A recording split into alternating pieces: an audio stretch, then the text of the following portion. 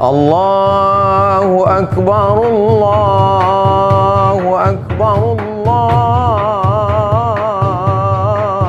Akbar. La ilaha illallah, wallahu akbar. Allahu akbar walillahil hamd. Allahu akbar kabira walhamdulillahi katsira wa subhanallahi bukratan wa asila.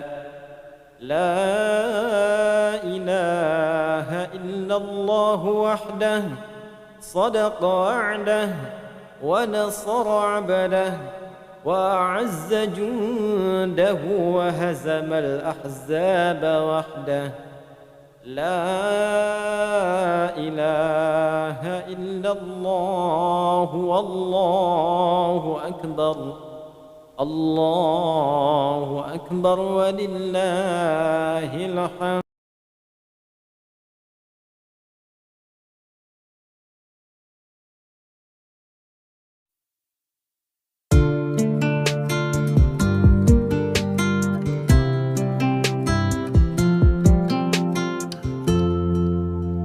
Sungguh berat rasanya menempuh jalan ini, hingga harus berkorban harta dan perasaan. Namun inilah jalan yang harus aku tempuh, sebagaimana dahulu telah engkau lalui. Mengajak manusia taat kepada Allah dengan lemah lembut dan kasih sayang.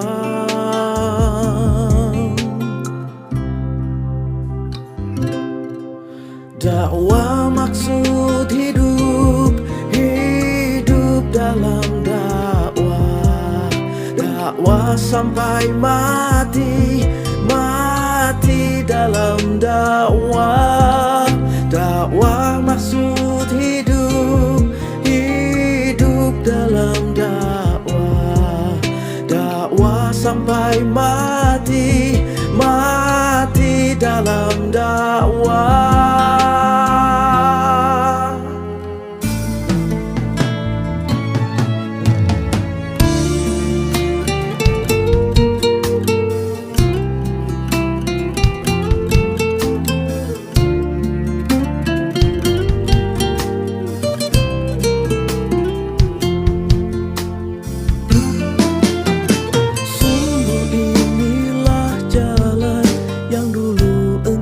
Tempuh hingga engkau dapatkan ridho Sang Maha Kuasa. Kini aku mencoba menempuh jalan ini, semoga aku dapatkan cintamu ya Rasulullah. Mengajak manusia taat kepada Allah dengan lemah lembut dan kasih sayang.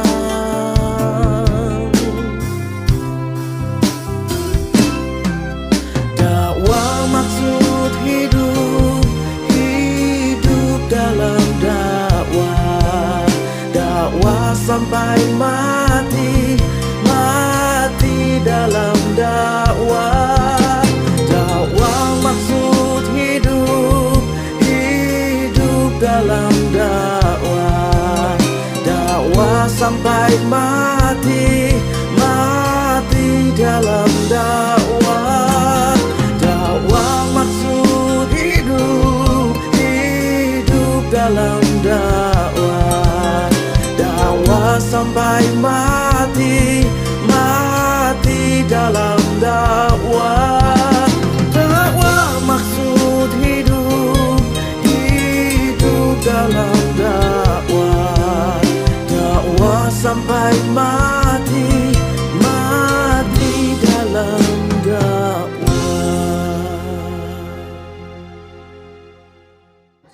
kepada orang, dan bagaimana caranya supaya tidak berburuk sangka. Berburuk sangka pada orang lain dosa. Inna ba'dha zanni ismun. Janganlah kamu berburuk sangka, karena berburuk sangka itu sebagian dari dosa. Bagaimana caranya supaya agar kita tidak berburuk sangka kepada orang lain? Yang pertama, ya ayyuhalladzina amanu in ja'akum fasiqun binaba'in fatabayyanu, klarifikasi dulu. Jangan main share. Jangan main share. Sekali meng-share hadis palsu, maka sudah disiapkan di neraka tempat duduk. Nah, begitulah cara agar tidak suudzon kepada orang lain. Yang ketiga, apa hukumnya istri atau anak yang dibiarkan oleh orang tuanya tidak menutup aurat? Selangkah lagi orang tuanya ingin masuk ke dalam surga, tidak jadi. Kenapa? Karena anaknya akan menarik. Kenapa dulu engkau tidak mengajarkan aku menutup aurat? Kenapa dulu engkau tidak mengajarkan aku menutup aurat? Kenapa engkau membiarkan aku memakai pakaian yang semuanya? Selangkah lagi engkau mau masuk surga. Apa kata pintu surga? Anti haramun ala dayus. Ini surga haram dimasukin ke dayus. Siapa itu dayus? Orang tua yang membiarkan anaknya membuka aurat. Yang kalau suami yang membiarkan istrinya membuka aurat. Ingat, wahai suami, engkau adalah pemimpin, dan pemimpin akan ditanya tentang kepemimpinan. Kulukum ra'in, setiap kalian ada laki-laki adalah pemimpin. Wa kulukum mas'ul an ra'iyati, dan kalian akan diminta pertanggungjawaban. Makanya jagalah baik-baik. Ku anfusakum, jaga dirimu. Wa'alaikum, anak istrimu. Nara, dari api neraka. Maka dari itu, jaga anak, jaga istri, jaga perempuan, jaga kerabatan, supaya tidak membuka aurat. Alhamdulillah, semoga kita dalam lindungan Allah Subhanahu wa Ta'ala. Ini yang keempat, apa hukumnya meninggalkan sholat 5 waktu, dan apakah termasuk dosa besar atau dosa kecil? Meninggalkan sholat dosa apa? Dosa besar atau dosa kecil? Dosa besar. Orang yang melalaikan salatnya saja disebut munafik oleh Quran, tempatnya neraka jahanam. Orang munafik salat celaka. Apa tempatnya? Quran surat keempat ayat 140, posisi sebelah kiri paling bawah. Artinya Allah akan menimbun orang-orang munafik di neraka jahanam. Orang munafik salat celaka, sedangkan orang yang meninggalkan salat di mana tempatnya?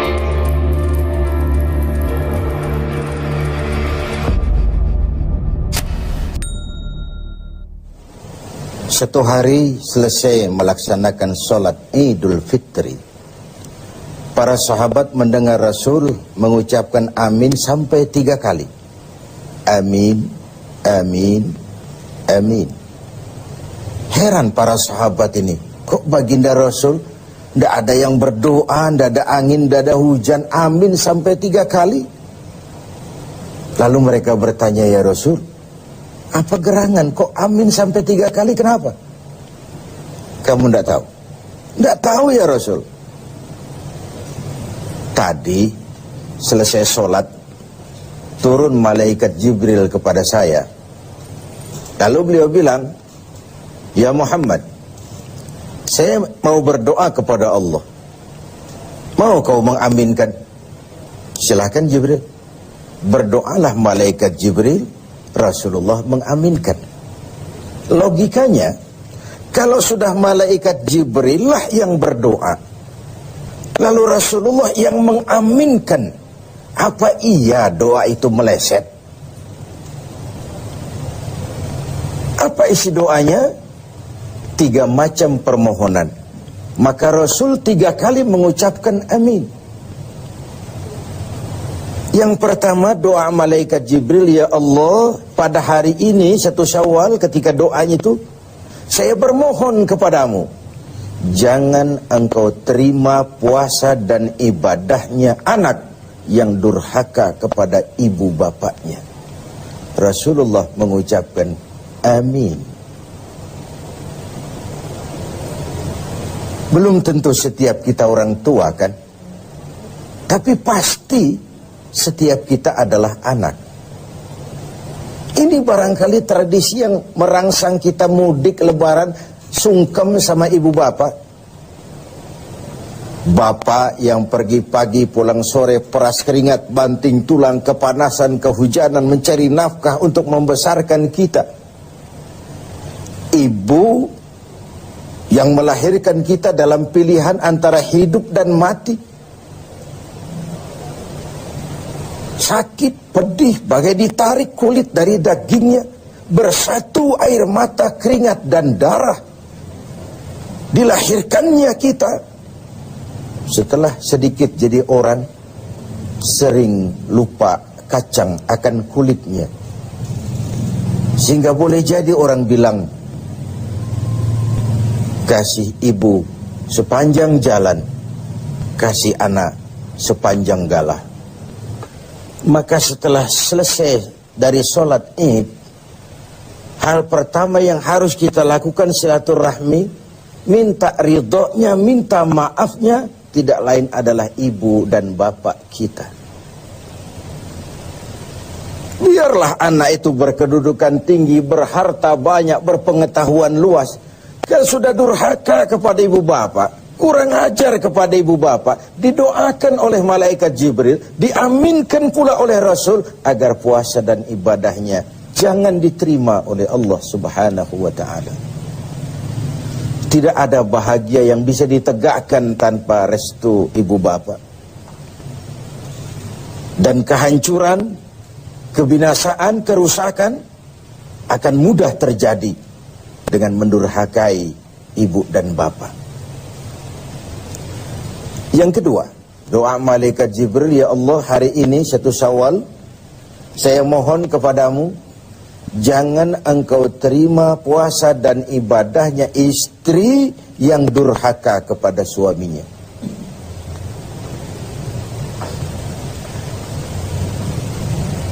Perempuan mungkin bertanya, Pak, kalau suami yang durhaka sama istrinya bagaimana?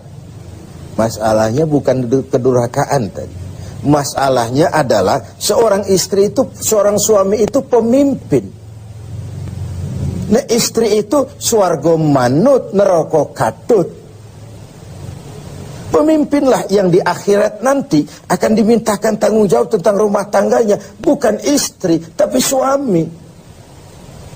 Istri dituntut wajib taat. Seorang istri yang durhaka kepada suaminya, bagaimanapun keadaan suaminya, kecuali kalau untuk mendurhakai Allah, itu saja yang tidak wajib taat. Tapi di luar itu, kewajiban taat itu berjalan. Maka istri selesai turun sholat Id, bersimpulah minta maaf dan minta ridho kepada suami. Bahwa dalam berumah tangga kita memang sering punya kekhilafan, kekurangan, masing-masinglah kita. Tapi itulah rumah tangga, dan disitulah Quran berpesan, suami istri ibarat pakaian. Hunna libasul lakum wa antum libasul lahun. Suami istri ibarat pakaian. Kalau pakaian, pertama dia harus jadi kebanggaan. Saya bangga pakai peci, saya bangga pakai batik. Suami adalah kebanggaan istrinya, istri adalah kebanggaan suaminya. Betapapun suami ibu, dialah arjunamu. Betapapun istri kita, dialah serikandi kita. Dan begitu seterusnya. Lalu yang kedua, pakaian itu kan harus saling menutup aurat. Fungsi utama pakaian itu menutup aurat. Kalau suami istri ibarat pakaian, harus saling menutupi kekurangan masing-masing. Tidak pun cuma istri, suami juga punya khilaf dan salah. Yang terbaik, yang lebih dahulu, meminta maaf dan memberi maaf. Yang ketiga, pemirsa, ya Allah, hari ini 1 Syawal, saya mohon kepadamu, jangan engkau terima puasa dan ibadahnya muslim yang tidak mau memaafkan sesama saudaranya muslim. Memaafkan lebih berat daripada meminta maaf. Tapi memberi maaf lebih mulia daripada meminta maaf. Namun kalau dua orang muslim bertemu, yang terbaik yang lebih dahulu memberi salam. Yang terbaik yang lebih dahulu memberi maaf. Dan begitu seterusnya. Dengan ibadah Ramadan, kita berharap baik hubungan kita dengan Allah. Dengan Idul Fitri, kita melakukan silaturahmi, saling bermaaf-maafan, saling berhalal bihalal. Ini bahasa Arab yang di Arab sendiri nggak kepake, halalun bihalalin. Nggak ada orang Arab punya tradisi itu. Itu bahasa Arab yang di Indonesia kan. Halal dengan halal. Maksudnya apa? Kemarin kau saya tempeleng, itu haram, tolong dihalalkan. Tolong dimaafkan. Saling maaf memaafkan. Apa yang target kita dari sini? Memperbaiki hablum minallah sudah dengan ibadah Ramadan, dan akan kita tumbuh kembangkan terus. Dengan silaturahmi kita berharap memperbaiki hablun minan nas, hubungan antar sesama manusia. Sengaja atau tidak, terpaksa atau terbiasa, kecil atau besar, setiap kita mesti mempunyai kesalahan. Jika tidak kepada Allah, pasti kepada sesama manusia. Orang-orang sufi mengajarkan la saghair ma'al istimrar wala kabair ma'al istighfar. Tidak ada dosa kecil kalau ditumpuk terus-menerus. Tidak ada dosa besar kalau tiap hari digempur dengan istighfar. Sebesar apapun dosa itu, tiap hari kita gempur dengan istighfar, luluh juga dia. Sekecil apapun dosa itu, kalau kita tumpuk tiap hari, menggunung juga lama-lama. La saghair ma'al istimrar, wala kabair ma'al istighfar. Inilah saatnya kita saling memaafkan di antara sesama kita, agar baik hubungan kita dengan Allah, dan baik juga hubungan kita dengan sesama manusia. Ibadah kita tidak rusak, dan kita pun tidak akan termasuk orang yang bangkrut di akhirat kelak. Karena apa? Kita pandai menjaga dua silaturahmi ini, hablum minallah dan hablun minan nas. Bahkan Rasulullah sendiri mengajarkan kita mencari nilai tambah. Silman koto'ak wa'ati man haramak wa'fu amman zalamak. Bersilaturahmilah kau kepada orang yang marah denganmu, sekalipun orang marah dengan kita, kita datang melaksanakan silaturahmi. Itulah nilai tambah. Kalau baik kepada orang yang memang baik kan draw saja, memang harusnya begitu. Silaturahmilah kau kepada orang yang marah denganmu. Wa'ati man haramak, berikan orang yang bakhil kepadamu. Dia pelit sama kita, kita datang ke rumahnya silaturahmi, bawa kue, bawa buah. Itu nilai tambah.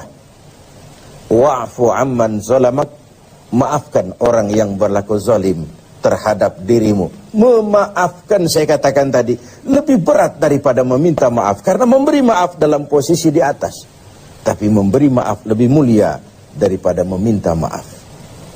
Sebulan penuh kita bertemu setiap sore. Banyak bicara, tentu banyak salah dan banyak khilaf. Lewat kesempatan ini, saya Haji Zainuddin MZ mengucapkan minal aidin al faizin kullu amin wa antum bi khair. Selamat Idul Fitri, mohon maaf lahir dan batin. Insyaallah kita jumpa lagi pada kesempatan yang lain. Assalamualaikum warahmatullahi wabarakatuh. Alhamdulillahi rabbil alamin.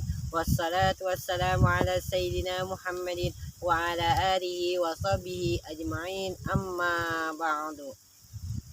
Hadirin hadirat kaum muslimin rahimakumullah, dimanapun kita berada, semoga kita dalam lindungan Allah subhanahu wa ta'ala, dan semoga kita termasuk hamba-hamba yang senantiasa bersyukur atas nikmat Allah subhanahu wa ta'ala. Allahu Akbar, Allahu Akbar, Allahu Akbar, la ilaha illallah, wallahu Akbar, Allahu Akbar, walillahil hamd. Berikan takbir di mana-mana. Pertanyaannya, pada bulan Ramadan sekarang, apakah ibadah puasa kita sudah maksimal atau belum? Ibadah mengejar akhiratnya sudah maksimal atau belum di Ramadan sekarang? Jangan-jangan Ramadan sekarang pun tidak maksimal. Sudah bertemu beberapa Ramadan tapi tidak maksimal. Anda butuh berapa Ramadan lagi untuk memaksimalkan ibadah Anda untuk mengejar akhirat. Jangan membuang waktu. Ayo kita tingkatkan keimanan dan ketakwaan. Lan taduru qadami abdi yaumal qiyamati hatta yus'al arba. Kaki anak Adam tidak akan bergerak di padang mahsyar, tidak akan bergeser di padang mahsyar hatta yus'al arba, hingga ditanya 4 masalah. Apa yang 4 itu? Yang pertama, an umrihi fi man afna. Umurmu kemana engkau gunakan? Umurmu kemana engkau habiskan? Umurmu, masa mudamu, kemana engkau habiskan? Apakah engkau habiskan untuk ibadah kepada Allah, atau kau sebaliknya bermaksiat, belinangan dosa? Kemana engkau habiskan umurmu itu? Yang kedua adalah ilmumu akan ditanya oleh Allah Subhanahu wa taala. Yang ketiga yang akan ditanya oleh Allah Subhanahu wa taala yaitu masa mudamu. Masa mudamu kau gunakan untuk apa? Masa mudamu kau gunakan untuk apa?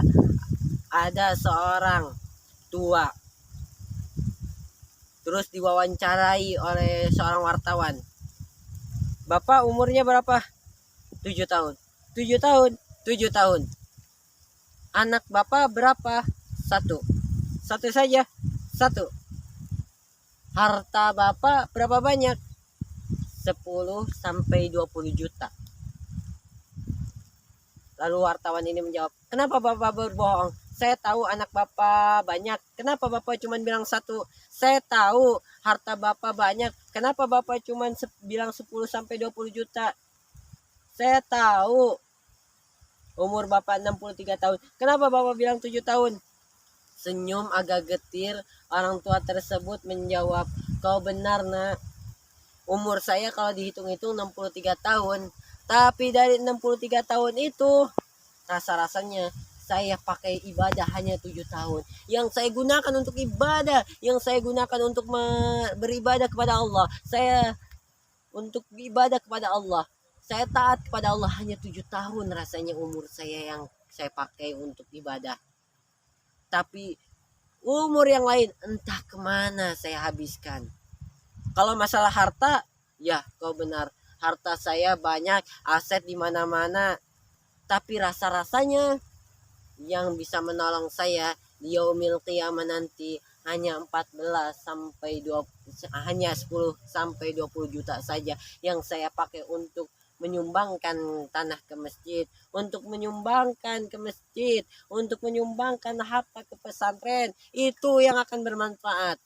Lalu tentang anak saya memang betul banyak anak saya, tapi rasa-rasanya anak yang akan menolong saya di akhirat nanti, anak yang akan menolong ibunya, yang akan menolong saya di yaumul qiyamah nanti hanya 1 saja. Yang lain entah kemana, sibuk dengan warisan, sibuk dengan harta, sibuk dengan urusan dunia, sampai-sampai lupa mereka kepada akhirat, sampai-sampai mereka lupa kepada orang tuanya. Nauzubillahi min zalik. Semoga kita tidak termasuk orang tua yang seperti itu. Semoga di masa umur kita ini sampai akhir hayat nanti kita memanfaatkan waktu sebaik-baiknya sehingga kita berpulang kepada Allah dengan hati yang tenang, dengan hati yang ikhlas, dengan hati Allah ridho kepada kita dan kita ridho kepada Allah.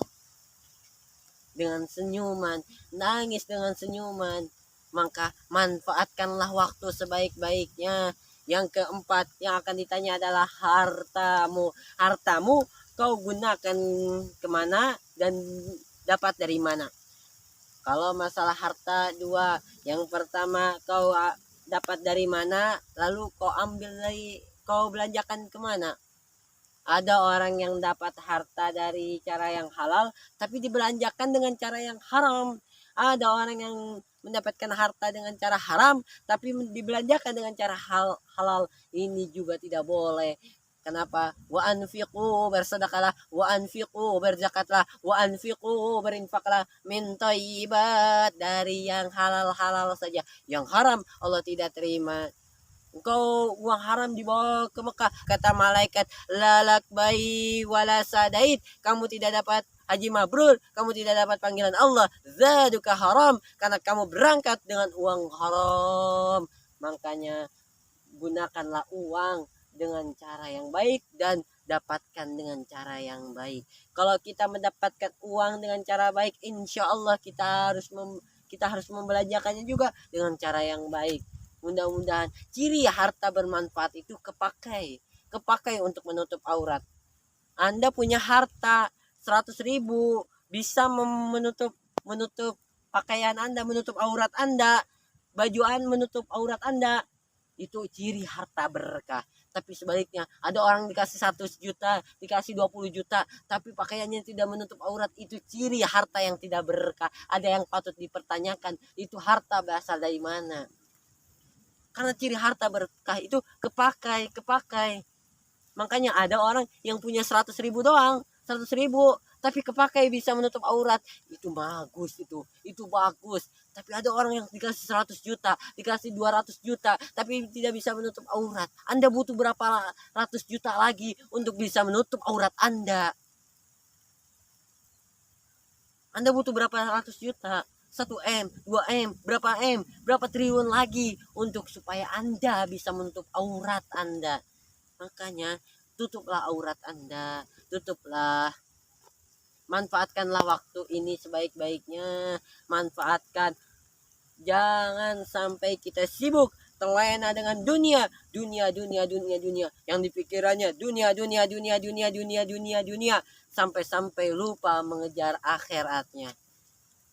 Sedangkan Anda yang tidak di dunia ini tidak kekal, Anda kejar-kejar. Gelar, pangkat, harta, jabatan, Anda kejar, Anda usahakan.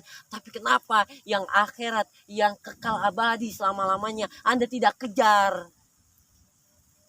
Renungkan ini, renungkan. Berapa banyak kita bertemu dengan waktu-waktu yang baik, yaitu waktu Ramadan, waktu-waktunya penghampusan dosa, waktu-waktunya mendapatkan pahala banyak.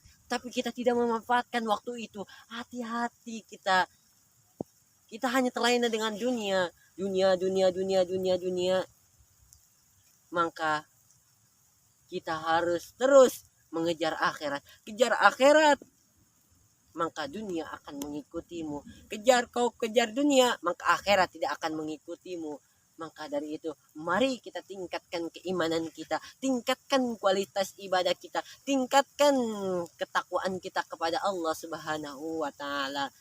Maka ketika kita mati, mudah-mudahan dalam keadaan senang, mudah-mudahan dalam keadaan bekal kita sudah cukup menghadap Allah Subhanahu wa taala. Ada orang yang meninggal sedih sekali. Masalakakum fi saqor. Kenapa, apa yang menyebabkan engkau menjadi penghuni neraka sakor? Qalu lam nakum minal musallin. Karena dulu kami tidak mau sholat di dunia. Hati-hati orang-orang yang melalaikan sholat, orang-orang yang meninggalkan sholat dengan secara sengaja. Man taraka sholata muta'ammidan faqad kafara jihra. Siapa yang meninggalkan sholat secara sengaja, sadar, sehat, faqad kafara jihra, kafir dia secara nyata. Bukan kata saya, kata Nabi. Makanya dari itu, kalau engkau tidak mau sholat, maka doa siapa Allah.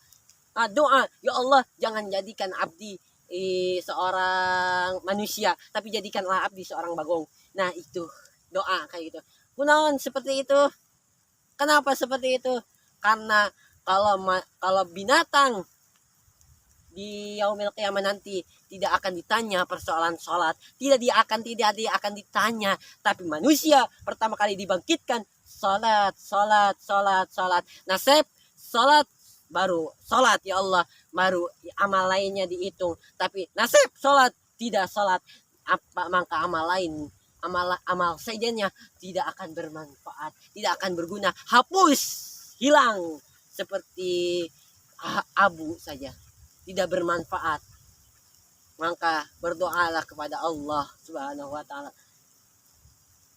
Dan maka bakal nanti juga ruh anjing akan datang. Ya Allah, kenapa saya diciptakan anjing najis mughalado?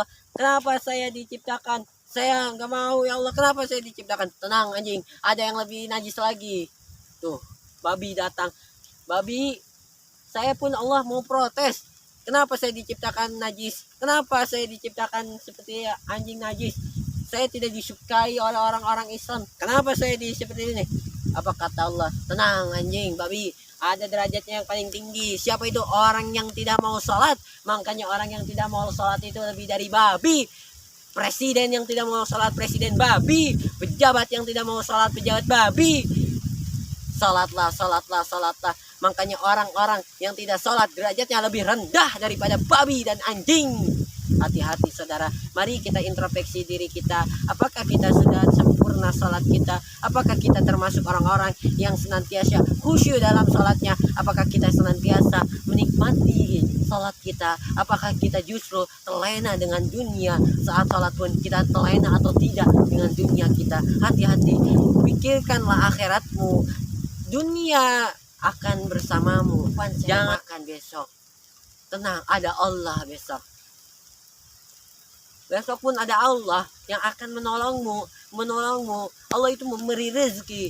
Maka jangan khawatir tentang rezeki. Allah yang akan mengatur. Binatang saja, binatang kecil saja, semut saja sudah Allah atur rezekinya. Apalagi kita manusia yang punya otak, yang punya akal, pikiran, pasti sudah Allah tentukan rezekinya. Maka dari itu, mari kita tingkatkan ketakwaan kita kepada Allah Subhanahu wa taala. Boleh zaman berubah, tapi keyakinan tidak boleh goyah. Boleh masa berganti, tapi keyakinan tidak boleh mati. Kita hidup karena iman, kita pun mati harus membawa iman.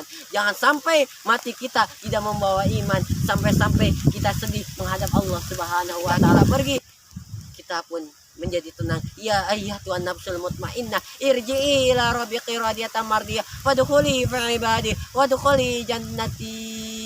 Maka semoga kita termasuk hamba-hamba yang ditunggu oleh pintu surga, yang disaut oleh surga. Ayo sini orang-orang yang ahli ibadah, orang-orang yang ahli puasa. Aina shaimun, aina shaimun. Ayo sini. Yang ahli tahajud, yang ahli ini. Ayo sini kemari. Sehingga kita senang dalam menghadapi masalah tersebut. Saat semua orang gelisah di padang mahsyar, semua orang gelisah, pengen cepat-cepat di pengadilan akhirat dibuka. Tapi ada orang yang tidak gelisah. Orang-orang yang tidak gelisah. Kenapa itu orang gelisah? Kenapa orang itu gelisah? Saya saja tidak gelisah. Kenapa? Karena dia mendapatkan naungan dari Allah. Siapa orang itu? Yaitu anak muda nasfa ibadatillah, anak muda yang tumbuh dalam beribadah kepada Allah. Anak muda yang lain sibuk Twitter, anak muda yang lain sibuk chatting, anak muda yang lain sibuk Instagram, anak muda yang lain sibuk pacaran. Tapi kalian malah sibuk memikirkan bagaimana dakwah ini terus berlanjut. Kalianlah tentara-tentara Allah, kalianlah pejuang-pejuang Allah di atas muka bumi Allah ini. Takbir. Maka dari itu, mari kita tingkatkan ketakwaan kita. Boleh zaman berubah, tapi keyakinan jangan